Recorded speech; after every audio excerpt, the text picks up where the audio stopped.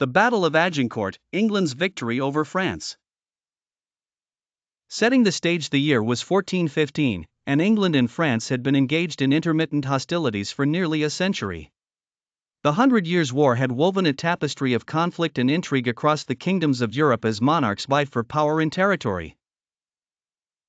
The English king, Henry V, decided to stake a claim on the French throne, escalating tensions and leading to a war. Henry V gambit young and ambitious, King Henry V sought to assert his right to the French crown through military might. The English army, though weary, rallied behind him, driven by promises of glory and loot. Henry's strategic mind was fixed on a decisive victory. Crossing the English Channel, the English forces embarked on a perilous journey across the English Channel. They faced treacherous seas and the looming threat of French blocking forces. The crossing was a testament to Henry's tenacity and the steadfastness of his men. Scene 4, Siege of Harfleur. Upon reaching France, Henry's first move was to capture the port of Harfleur. The siege was brutal and taxing, with disease weakening the English ranks. Yet, the town eventually fell, marking the first English victory on French soil. Scene 5, the harrowing march. With winter approaching, Henry faced a critical decision: retreat or risk a maneuver deep into French territory. Opting for the latter, the English set out on an arduous march towards Calais, their numbers dwindling and sustenance scarce. Scene 6, the pursuit. The French had no intention of letting Henry slip away easily. A massive French army set out in pursuit, determined to intercept and crush the English before they could reach the safety of English-held territory. Scene 7, the misjudged calculations. The French, overconfident in both their numerical superiority and the prowess of their knights, failed to account for the terrain and the tactical advantages it offered the English. They assumed victory would be swift and decisive. Scene 8, the perfect battlefield. The English arrived near the village of Agincourt, choosing a location surrounded by dense woods to narrow the battlefield. This tactical choice trapped the larger French army and neutralized their cavalry advantage. Scene 9, the night before battle. As the sun set on October 24, 1415, both armies prepared for the coming clash. Morale was low among the English, beset by hunger and fatigue, but their resolve was a formidable weapon. Scene 10, Henry's rallying speech. On the morning of October 25, Henry delivered an impassioned speech to his troops. His words, promising honor and glory, ignited a fierce determination in the hearts of his soldiers, who now stood ready to fight against overwhelming odds. Scene 11, the French advance. The French knights, armored and confident, began their advance. The battlefield, a muddy quagmire from recent rains, slowed their charge, disrupting the unity of their attack formations. Scene 12, English archers unleashed. The English longbowmen, protected by homemade defenses, unleashed a hail of arrows. The sky darkened with shafts, sowing chaos and confusion amidst the French ranks, reducing their numbers and morale.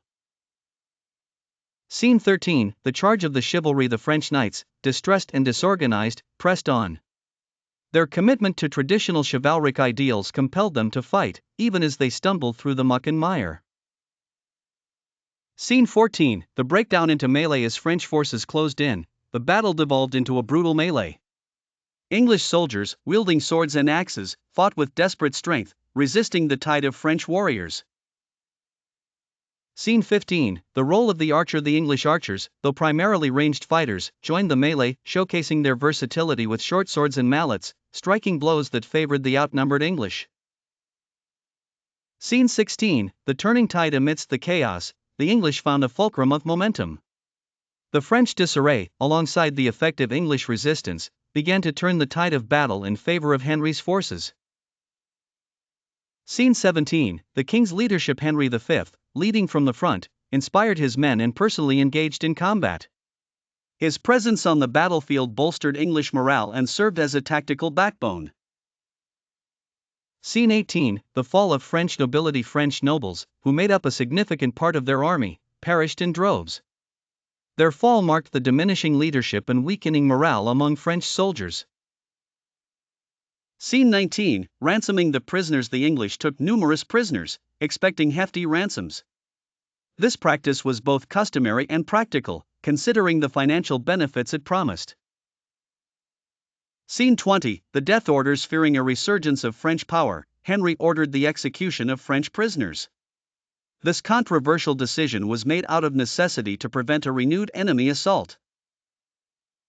Scene 21, the aftermath. The battlefield lay strewn with bodies, a testimony to the devastation. The English, though victorious, had paid a heavy toll in lives and health. Scene 22, the count of the fallen. The dead numbered in the thousands, with French losses especially grievous. Nobles, knights, and common soldiers alike had met their end amidst mud and blood. Scene 23, the psychological impact. The victory at Agincourt resonated profoundly with both nations. For England, it was a demonstration of extraordinary valor against daunting odds; for France, a humbling and harrowing reminder of their vulnerability. Scene 24, propaganda and the legacy. Henry's triumph became legendary, immortalized in ballads and tales. The victory at Agincourt shaped national identity, strengthening the image of English resilience and martial prowess. Scene 25, returning home. Triumphant yet weary, the English troops returned home. They carried with them stories of the battle and a newfound national pride that invigorated their spirit. Scene 26, political reverberations. The defeat forced French nobles to reconsider their alliances and political strategies. Meanwhile, Henry's stature rose, securing his position on the European stage. Scene 27, strategic reinforcements. In the aftermath, the English augmented their forces in France to consolidate their victory and maintain pressure, having shown their foothold on French soil. Scene 28, the broader war. Though Agincourt was a decisive victory, the 100 Years' War raged on. The battle was one chapter of a much longer narrative filled with shifting fortunes and continued conflict. Scene 29, Henry's marriage to Catherine. Is part of diplomatic negotiations following his victory. Henry married Catherine of Valois, strengthening his claim to the French throne and weaving together the two royal families. Scene 30, disputes over sovereignty. Even as celebrations continued, sovereignty disputes persisted. The French questioned English claims, but the union through marriage presented a new, complex dynamic.